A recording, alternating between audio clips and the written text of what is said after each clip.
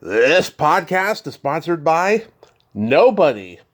Hey dudes, welcome to Splat from the Past, the only 80s themed horror and sci-fi show where things can get totally radical.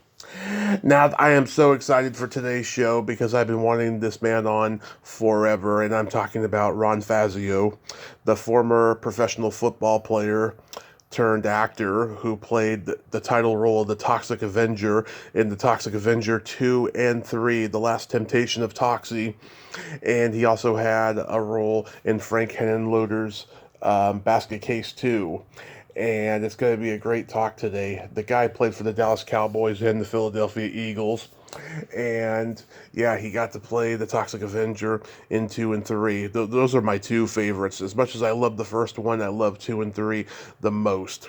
And I don't know if it's necessarily because of his performance, but I just think that they're better written and more clever than the first. And I do love the first.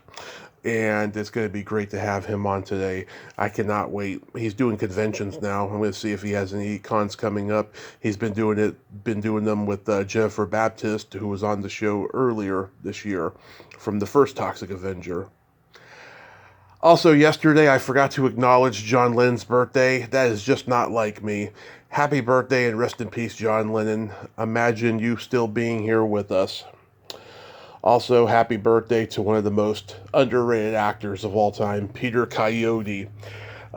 E.T., Cross Creek, Heartbreakers, Jagged Edge, Baja, Oklahoma. The guy has just so many great credits. Southern Comfort. He's been in a lot of great movies, and he's a guy who's compromised his career for his activism and so forth. You gotta love that, but hey, he's done so much great work in the meantime. Happy birthday, Peter Coyote. So yeah, here is my interview with Ron Fazio.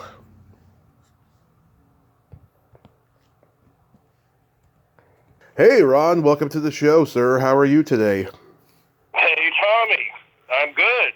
Just got home from the gym. I have a day off today. And looking forward to talking to you. How are you? Awesome. I am fantastic, and I can't tell you what a great honor this is. Thank you so much for taking the time today. It's my pleasure. I really love the opportunity. Thanks. So, going back in time, I know you began as a football player. What age did you start gravitating toward football? At what age? Yeah.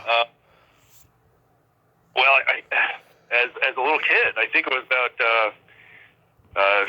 7 or 8 years old.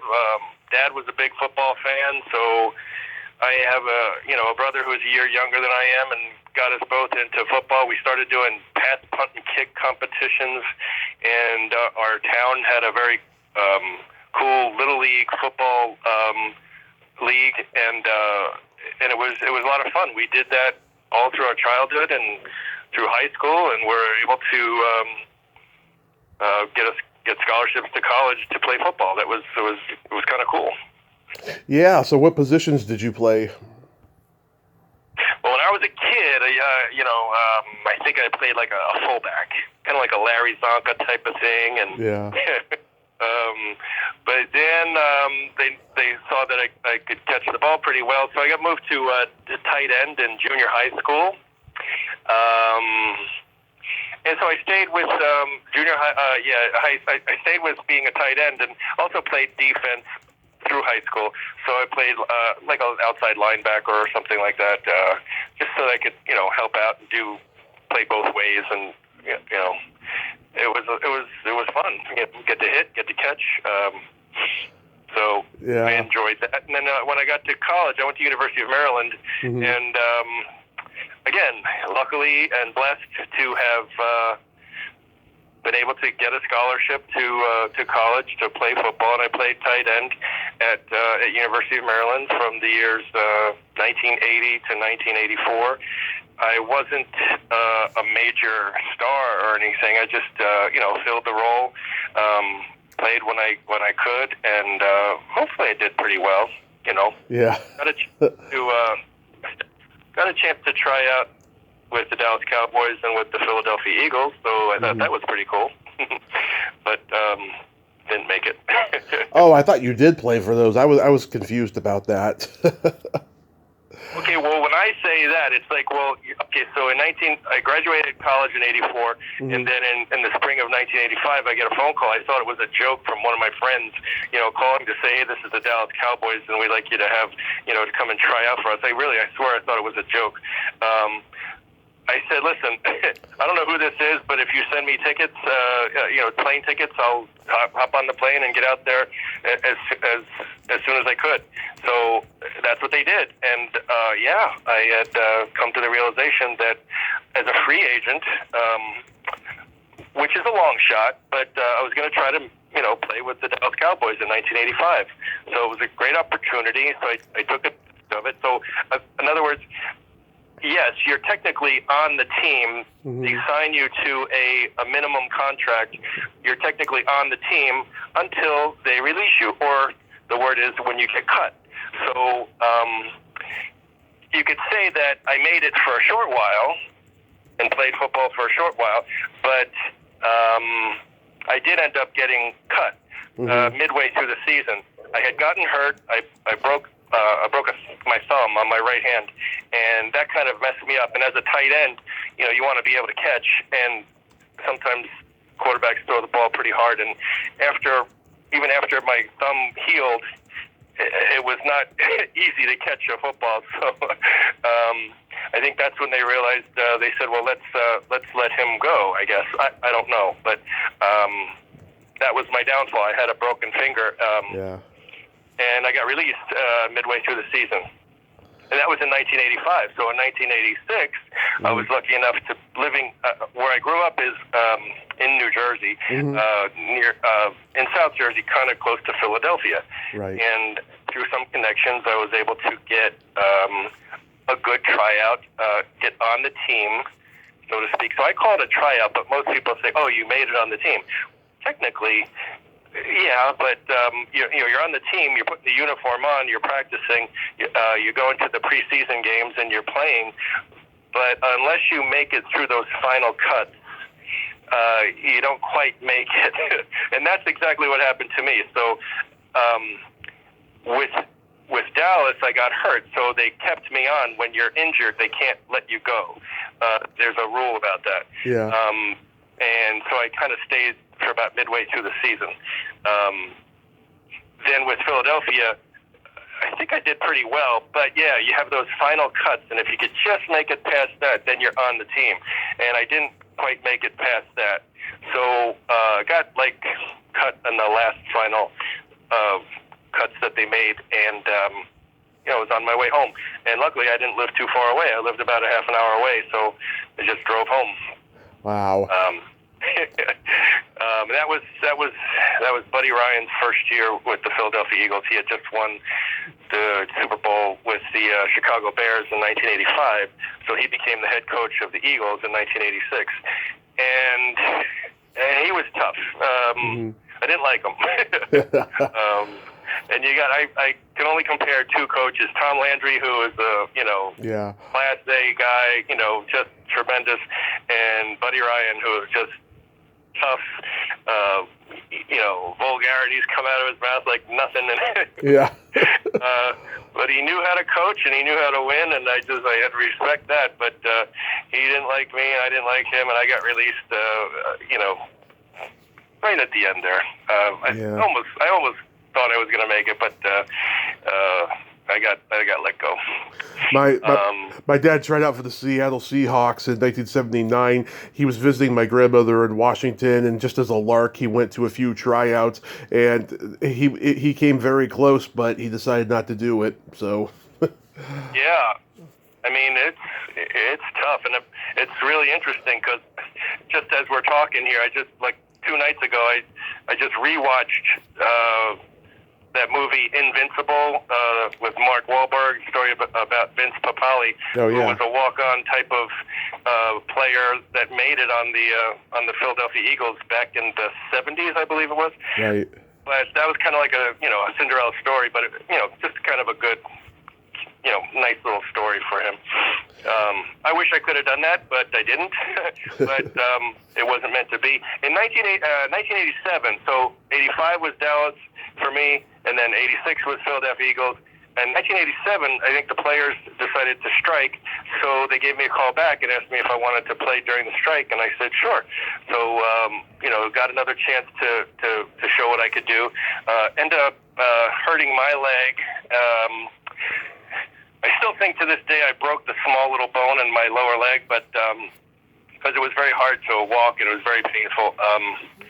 So it didn't really make an impact or anything, but got a chance to be on the team again during the strike in 1987, and I think we played 3 games and we lost all 3 games. So I do remember it being a scary situation because Philadelphia is a very union town. Yeah. And basically we were scabs. We were crossing the picket line, and we were playing football in the place of the real regular players.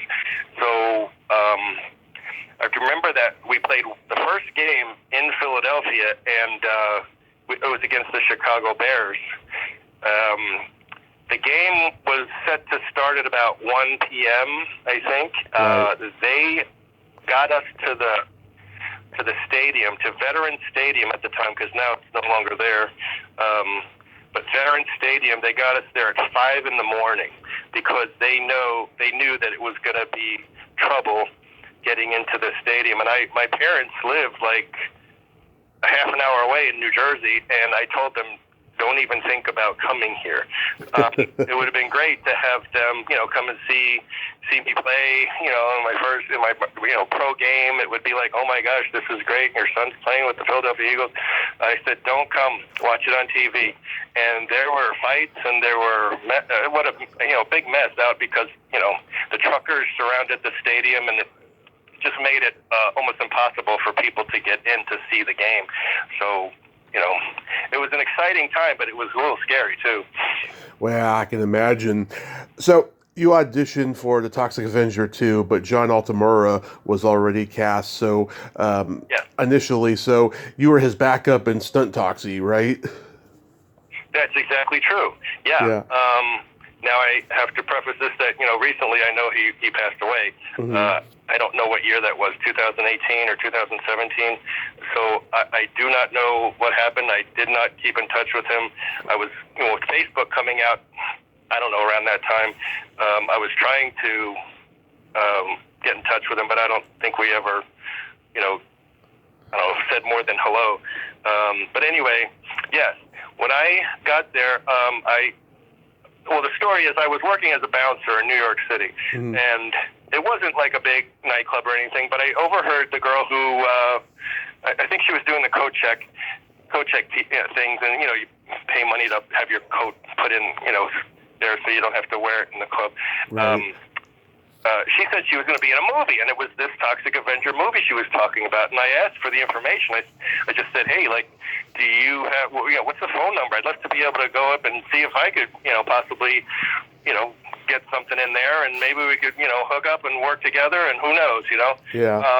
And she gave me the information, and I think I forget the details, but, one day I walked over into Hell's Kitchen, part of New York City, where they had their offices, and I walked up, and it was like a real old, worn-down building, and I'm thinking, what kind of movie production is this? I mean, it was, and that's where I learned it was a low-budget, type of, film business that they ran, and it was called Trauma, and she gave me the phone number, and I got an appointment, went in, and they saw that I was kind of still, in pretty good shape. I had been working out at the gym. I'm 6'4", I don't know, around that size, and that's when they said, hey, listen, we definitely would like you to use you in the movie as an extra, but would you also like to play the stunt double of the Toxic Avenger?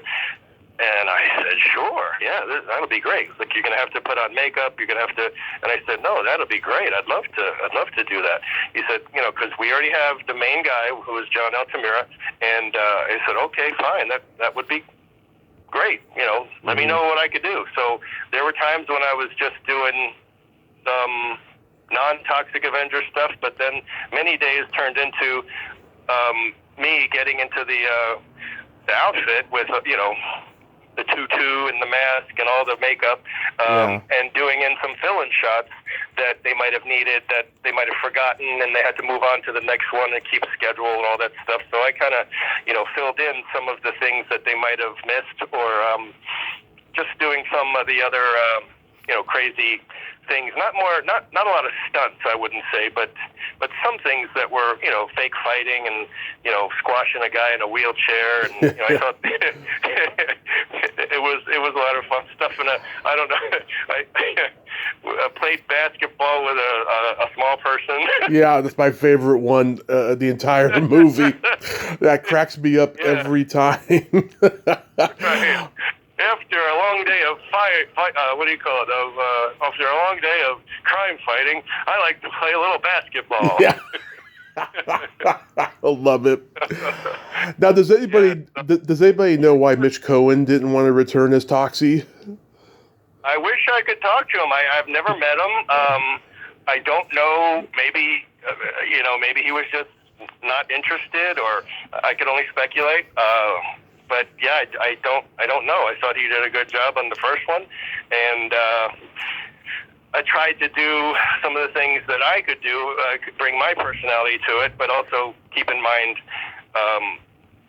his personality in the first one to kind of keep it a little bit cohesive, I guess you could say. But familial. It really was a different movie, though. When in my opinion, when I look at the first one, I have seen the first one, and they were all talking in the movie. They're talking about, the monster. I love the monster. They have T-shirts that say, "I love the monster." I don't think they had the name yet, right? The Toxic Avenger name yet. So I think they came up with it maybe during filming or maybe after post-production or something. But they really developed it after the movie was already filmed, I think. But yeah, I think Mitch did a great job, and could have probably done the next two, because we did 2 and 3 together back to back, right. And they sort of didn't tell anybody that we were doing 2 movies instead of just one. But so that meant a lot of times some of the people weren't getting paid for 2 movies rather than just 1 movie, so it made it a little worse. That mask that you wore, do you still have it? I wish I did. I don't, and I tried to get it. I did have it now this is going way back, but they wanted to do one more crazy filming thing, and I can't think of what it was called, but it was just, the Tox Box or something like that, with a little show that they did. And I had one mask, and I put it on, and then they said, "Oh yeah, we need that back." And I said, "Who's going to use this?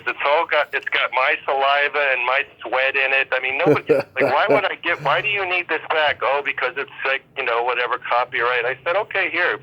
But I don't have an original mask, and I did call up to say, a couple of years later to see if they had one that I could buy.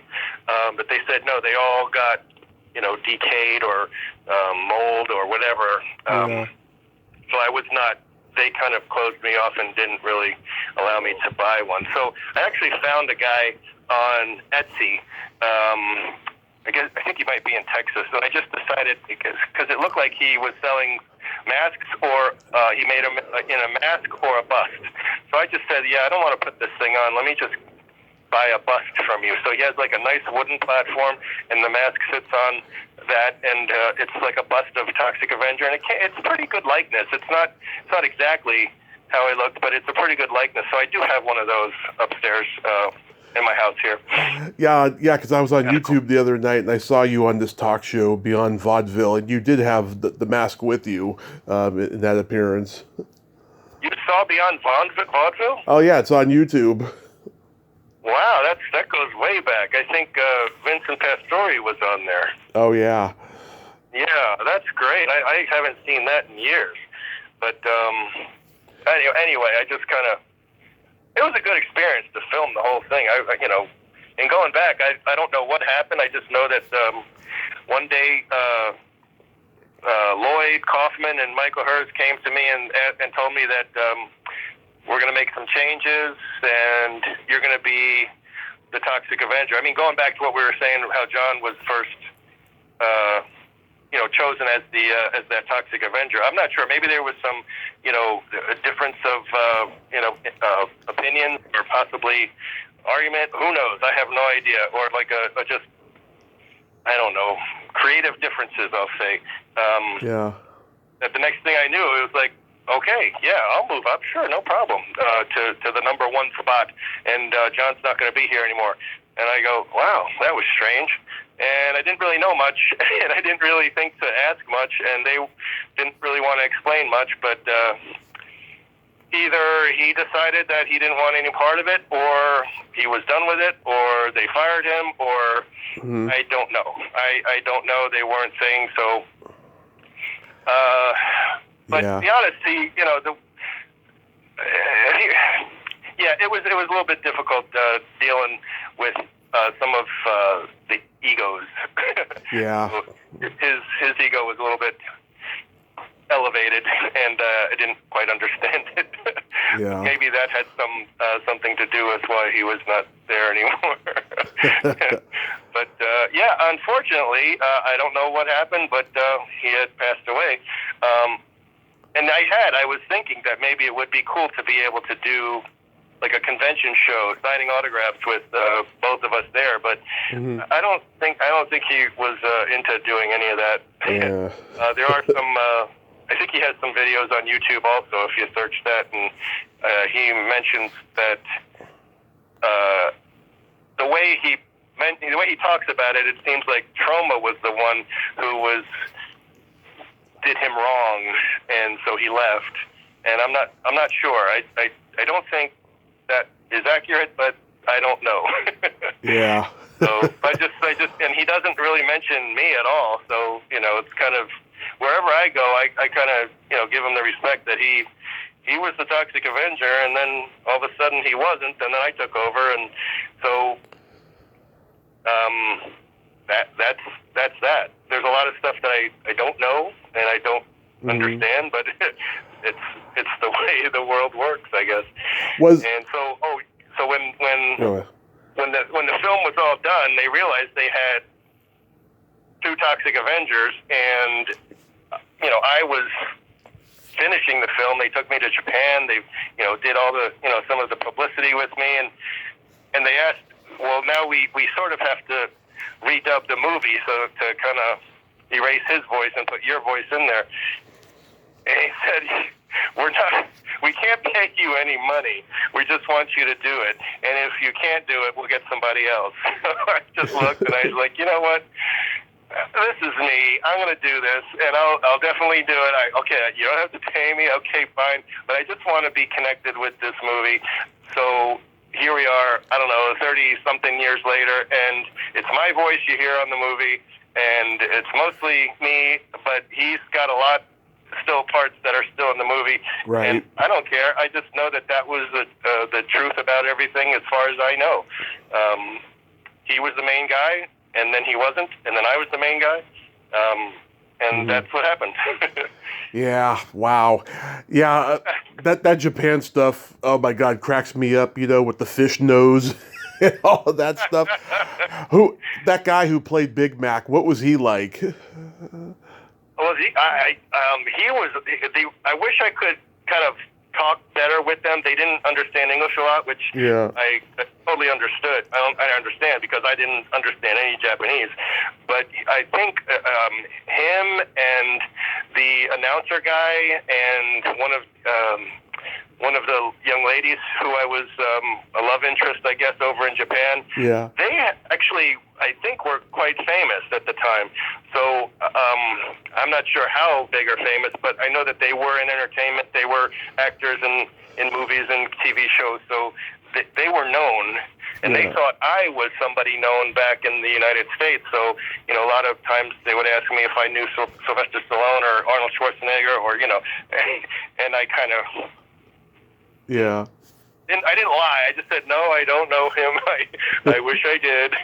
But, they kind of see the lead actor, and they think, oh, you must be in Hollywood and know all the famous people. But the guy, Big Mac, very nice guy, and I think the other guy's name, who was the announcer, Sakine, again, very nice.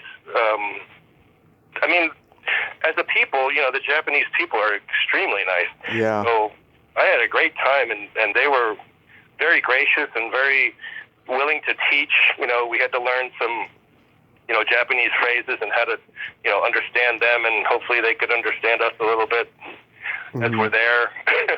Learn to say a few Japanese things, if I can remember, like, where is the bathroom is Benjo wa doko desu ka?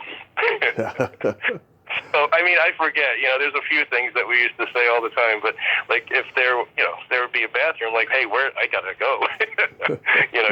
So they're like, oh, yeah, over here, you go into the bathhouse or something. What was Phoebe Legere like to work with? Interestingly, I did a few scenes with her. She's very pleasant, very just a little different. Coming from a different outlook and just from a different artsy type of thing. She's a musician. She's an actress. Right. And again, she was very cute and very fun and funny in the movie. Yeah. I didn't quite get some of the, I didn't mind it, but some of the sexuality going on when, I don't know, she got her sight back and she's like writhing in bed like she's getting stimulated. I'm like, what the heck is that all about? I didn't understand some of the things that, she was bringing to the table, but she's very pretty and very nice, and just on a different plane as where I might have been at the time. I like when you get back from Japan and the villainess and all those mean girls are trying to beat her up. You show up and you grab that one girl and you start spanking her. Yeah. Well, that was quite fun. Yeah, bad girl. You've been very bad. They were that was their code name. They were the bad girls of Apocalypse. So that was their name, and I enjoyed that part. Yeah, that's hilarious.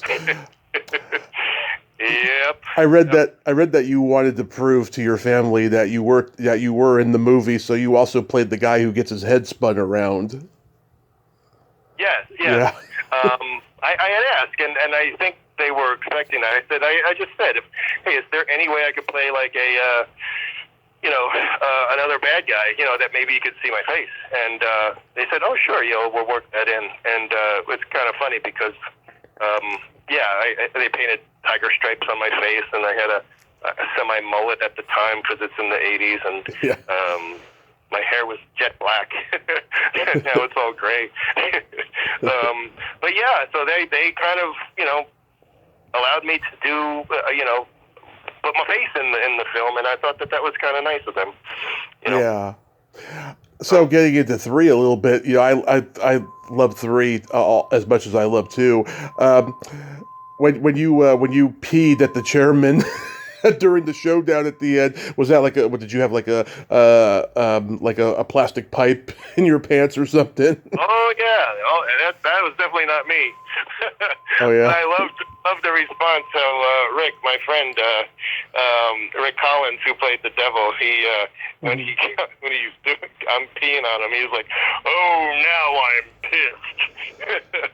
So I thought that was pretty cool. Yeah, I mean, again, and they piped up a little thing, and as with the angle, of course, you're not going to see right on, but yeah, right up my leg, and it looked like I was just peeing on him, and it worked really well. So. Yeah. Now, Michael J. Kaplan played Melvin in 3.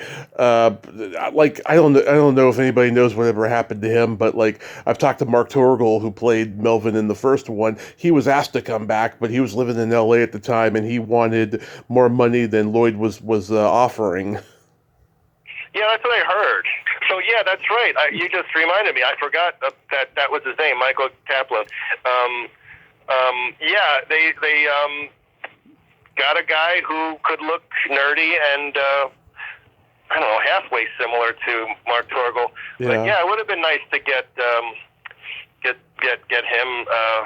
but I guess, it just didn't work out. And I think that happens all the time in the acting world. Who knows? He could have been doing another movie or some sort of thing, but I don't know. But that's it. I mean, trauma is trauma. You have to accept what they're doing. Yeah. It's almost as if they say, we're gonna give you the opportunity to do this. However, we're going to be honest and upfront with you. And I respected that. They always told you. They didn't lie to you. They didn't bullshit you. They told you what was going on, and they were very nice about it. They said, we can't pay you that much money. I mean, I did make a little bit of money, but it really wasn't a lot at all. I couldn't pay the rent on it, put it that way. Mm-hmm. So I appreciated anything they do. But they said this to a lot of people, we can't pay you the money that you're looking for, but if you still want to do it, we would love to have you, but if you don't want to do it, we understand, and we'll look for somebody else. Right. So I took that as like, hey, listen, when am I going to get another chance to do this? So I can remember having that presented to me, and it took me all of maybe 2 seconds to say, no, I'm in, because I wasn't motivated by the money. And I mean, it would be nice to make money, of course, but I didn't have the foresight to know that here I am 36 years later from filming or whatever it was, and here I am still doing it, still talking about it, still promoting it, and, I love it. It's really I didn't know that back then, but here, like I said, we're all these years later, we're still talking about it, still alive, and it's still lots of fun, so right. I just enjoy. I'm glad that I did the movie. The experience was awesome, and now for all, I guess forever, I'm the Toxic Avenger. So, did you play? Going back to what you said, like Mitch Cohen was the Toxic Avenger for part 1, but I don't think he kind of does any other conventions or promotions or anything like that. He should, because he's one of the video store customers and Kevin Smith's clerks. He should do conventions. Yeah, I think it'll be great. I don't know how to get in touch with him. And I believe in part 4, David Matty was the Toxic Avenger. I don't know him either, but I did hear a rumor that he might have gotten hurt, so I don't know if he's available to do some of these. I'm willing to kind of, like, say on some of these conventions you can go to and sign autographs, and, I would love to be able to team up with some of these guys and possibly, sign autographs for Toxic Avenger fans and get a triple double or something, get 2 Toxic Avengers, get 3 Toxic Avengers. And unfortunately John's not around, but as far as I know, Mitch is still around or living, I should say, and David Matty is still around, but I just don't know if they're interested in doing any of this. Yeah. But it would be fun. It would be fun to have, hey, possibility of 3 Toxic Avengers, Yeah. and then holy moly, if we can get Peter Dinklage. Yeah. I heard about that. Yeah. Did you play Toxie on the Cinemax movie blocks? I don't think so. I don't remember doing that. That's how I first became aware of the Toxic Avenger. Toxie would be be hosting like a double feature around Halloween time of either the Toxic Avenger movies or other movies and stuff. But it wasn't until I saw them all chopped up on USA Up All Night with Gilbert Gottfried that I really got into them, when I was like 9 or 10. Yeah. Well, I don't remember doing that. I wish I could have, and I would have loved to do it. I know we did a few things with MTV. One time I drove out to, I guess, the camp where they filmed Friday the 13th. I think it was in New Jersey somewhere. Yeah. Did a little just promotional stuff for MTV. And I think I was part of a party when Sandra Bernhardt was hosting a little party that was going to be shown on New Year's Eve on this particular year. I forget what it was, 1990 or something like that. So just little things I could do, but I would have done anything just to get some fun times and to kind of meet other people out, Gilbert Gottfried, all those people, that'd have been great. But I don't remember doing that though. Interesting. Tell me about making Basket Case 2. That was just being in the right place at the right time. I think maybe because I had just gotten done doing Toxic Avenger, perhaps maybe through connections I get a call saying, hey, would you like to be a monster in Basket Case Part 2? I said, sure. And then I told my parents and everything, and my mom was like, when are you going to get something that you could see your face in? Yeah. It was very logical thinking, but yeah, it's just like, hey, you take what you can get. So anyway, was able to meet with Frank Henenlotter, who is the director, and said, sure, saw the outfit, got molded in my face, and of course, I had to play this character named Leon, and we were all a bunch of misfits and grotesque excuses for human beings, I guess. I don't know what you want to call them. But we lived at this one house, and I actually don't even remember the story of the movie, but Belial was one of the, monsters, and, you're having... but wait, it's like hard to figure out what the actual story was, because I actually haven't seen the movie in a long time. Right. But I just remember it was a great experience. I met a lot of nice people. We would just hang out, get in our makeup, do the filming. I forget how many nights we filmed. But I tell you, I made more money filming for like a week than I did on the whole Toxic Avenger movie. Wow. Because it was more of a higher budget movie, and they must have had a little bit more connections with the Screen Actors Guild. So I was able to bank a little bit more, even though I didn't, I wasn't one of the main characters. I was just one of the monsters. So it was kind of fun. Are Henenlotter and Kaufman similar in that they're both these crazy mad geniuses who put the most twisted images on screen? I think so. You load in like Roger Corman in the old days, or I can't think of some of the other guys' names, but just so crazy, many of them. Andy Milligan. Innovative. What's up? Andy Milligan. He was another crazy one. Yeah, but that's what it takes to be and to be successful in this. And again, you say successful, it's like, you put out a product. It could be weird and wacky, and it could on if you call it a normal scale, be like, oh, that's not that great. But on the cult classic scale, it's like off the charts. Right. So, I mean, that is the fun part about it, and you learn that there are probably so many of these movies out there that are kind of like hidden because they're not promoted. But like a movie like Basket Case or Toxic Avenger, I mean, if you get into it, maybe have a few drinks or whatever, and you enjoy it. It's a nice fun story, and you can have some fun. And it's gory sometimes, it's goofy sometimes, but it kind of covers a lot of different emotions and experiences when you're watching a movie. So I wouldn't say it's like a horror movie, but yeah, it kind of fits into that. I mean, both of them. Yeah. Toxic Avenger is more campy and some gore, but not a lot of like scary stuff. No jump scares or nothing like that. It's just the Toxic Avenger. He's gonna defeat evil. Yeah. So you went on many auditions, but you couldn't get anything. So then, what happened? You went into medicine or something? Yeah. It wasn't so easy, but yeah. So you get your information. You try to get the trade papers that they have the auditions in, and you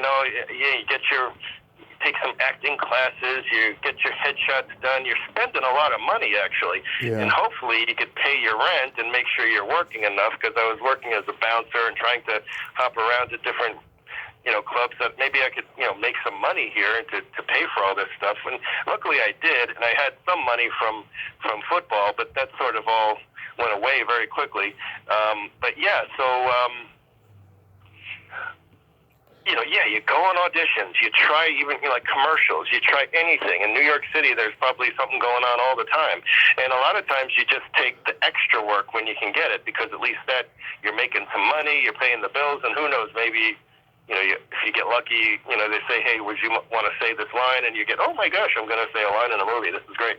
But that really didn't happen that often. But you take what you can get, the extra work and the not, I wouldn't say, it's just like the non-speaking parts that were just in the background, and hey, you get a paycheck in a couple of weeks, and you're kind of happy when you're working. But for a while there, it was tough, and I wasn't really I'm going to run out of money here, and I'm going to be in trouble, and I'm going to have to move back to South Jersey where my parents lived, and I was kind of getting a little worried, so. Well, I don't know if the good Lord saw that or whatever, but I'd been working at this nightclub, and this was very posh, very nice nightclub. I was happy to work there. It was called Stringfellows, and it was in New York City, and it attracted some of the high-paying clientele, which, you had to pay $20 just to walk in the door. And, of course, they had a champagne room, and they had a dance floor, and it was an old-time disco-y thing, and it was a nice place to work. But sometimes you get the bad clientele and start, fights break out. And one time a fight broke out, and long story short, I had to punch somebody. They had punched me. I punched them back. The problem is my punch was a little bit too well aimed.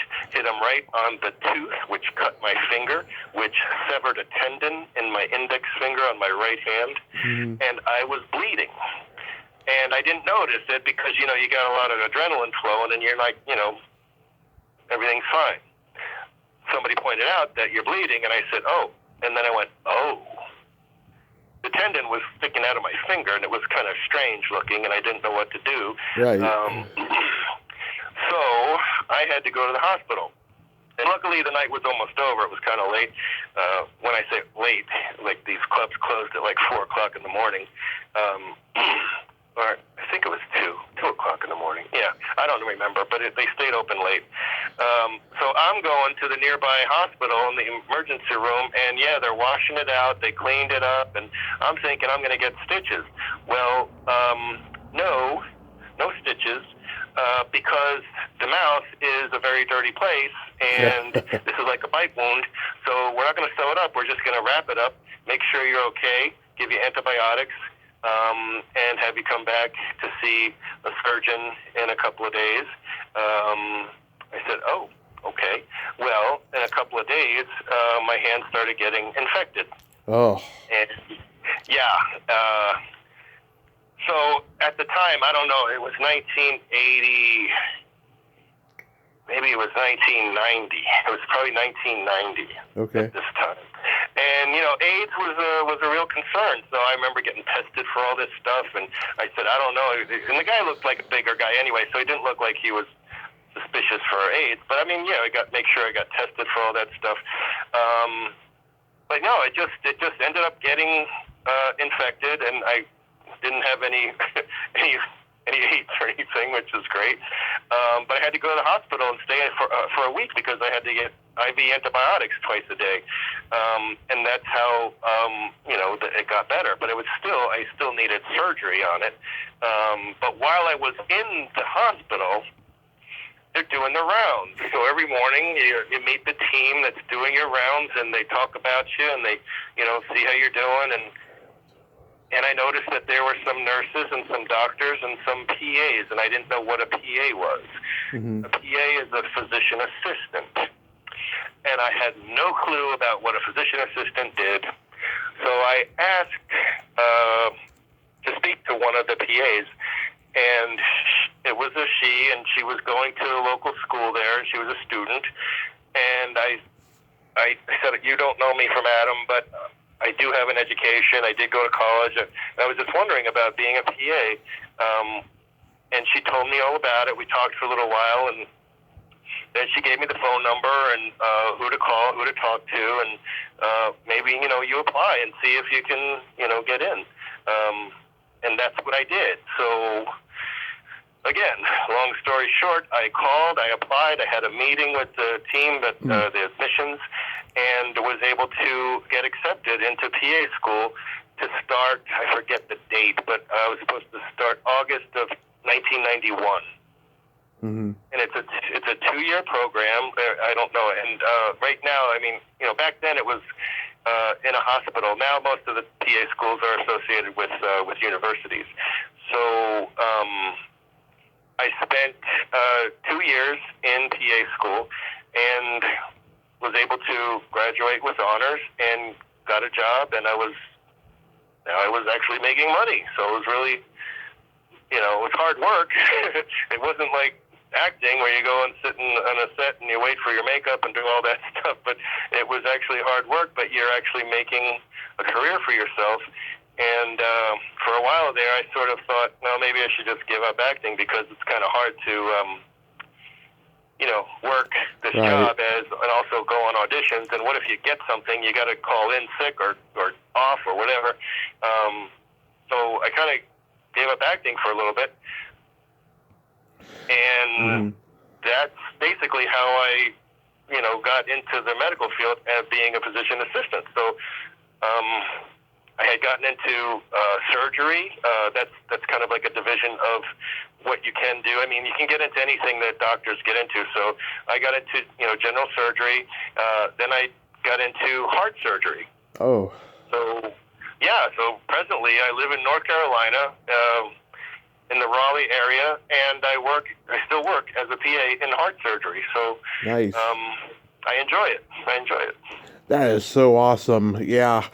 Wow. I've heard a lot of stories like that where people leave acting for medicine or whatever. It's just, you have a passion, but it's so competitive and all that stuff. So then you find another passion. So that's so great. Kudos to you. Now, yeah, I thought it was just, again, I don't know, and again, I don't want to get waxed too religious here, but yeah, like the hand of God or something, or something kind of pulled me, and now I feel like I've done well for myself.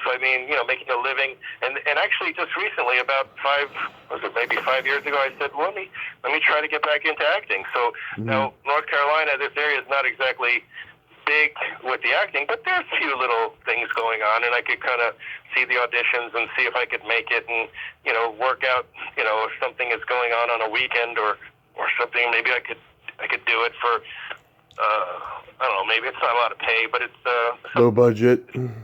Yeah, exactly. So did a few shorts here and there. I still have a local commercial running. And it's not like breaking the bank, but it's something. I plan to possibly, retire from my PA job, possibly in about 3 years. So, but I'm like 62 years old right now. So maybe at 65, I'll figure I'll be okay to retire, and then maybe dive a little bit deeper into the acting, and maybe if there's an audition that I like, even if it's in like Atlanta or something. Atlanta's I see a lot of things coming out of Atlanta. Yeah. You never know. So pursue it a little bit harder. Like right now, I kind of keep it as a side hustle, but when the day comes in 3 years, I'll push it to the forefront and make it my goal to kind of get some acting roles. I'd love to have a small role in a big movie, something like that. Oh yeah. When did you start doing the conventions? I had always been doing them. I kind of, like I said, when I was in PA school and being a PA, I kind of dropped out of it for quite a while. Because soon after the Toxic Avenger was done, I was doing some conventions in the New York, New Jersey area there. But I didn't realize it's such a big business now. Oh yeah. And it's incredible. I just recently, this past year, obtained an agent, a convention agent. So hopefully he could work together and figure out when and if we can make it to a convention all around the country. So I'm open to anything. Yeah. So when, I don't know, I've always been doing it, and sometimes I've been just trying to do it on my own. A couple of times, oh gosh, way back in, maybe it was 2017 or 2018, I got 2 conventions here in Raleigh, back to back. Yeah. And I thought it was kind of fun. So you're signing your autographs, they pay you some money for it. It's kind of great, but it was nice. But now having an agent, or I don't know if you want to call it agent or manager, they handle all that arrangements and travel arrangements and things like that. So it's a very, very professional, and I really appreciate it when it happens, when we could, make it work. Yeah, do you have any coming up? Yeah, I got something October 26th. I wish I had more, but right now I have one coming up in October 26th. I'll be in Houston. It's called the Wildcatters Saloon, and it's like a convention with similar type of actors who might have played some scary folks in the movies. Same thing as me, but have a booth there, sign an autograph, and look forward to seeing anybody in Houston who is a Toxic Avenger fan. Yeah. Well, I hope I get to meet you at a con in California someday, and I thank you so much for coming on today, Ron. This was awesome. Yeah, it's my pleasure, believe me. And I'm trying to get my my agent guy to say, hey, I'm saying, the whole country is our oyster. Find something and see if we can work it out. Hopefully he can come up with some more stuff. But right now I just got one pending, and again, just looking forward to getting out there. And I told him the goal is to have at least get into every state of the union in a convention. To see if we can do that, on a weekend that I'm not working, so yeah, usually that could happen. So have yourself a happy holiday season and be safe out there, sir. Thanks so much, Tommy. I really appreciate it. My Good pleasure. reliving some of this old stories. My pleasure. Okay, bye-bye. Take care. Bye-bye. Well, there you have it. Ron Fazio. What a cool dude, huh? What a nice guy. A true sweetheart. A mensch. I really loved talking with him. Oh my God, what a wealth of knowledge and great anecdotes there. I'm so glad that we got to talk today. I just truly, truly liked him. Well, until next time, this is Tommy Throwback Kovac saying there's no shame in living in the past because the present sucks. Later, dudes!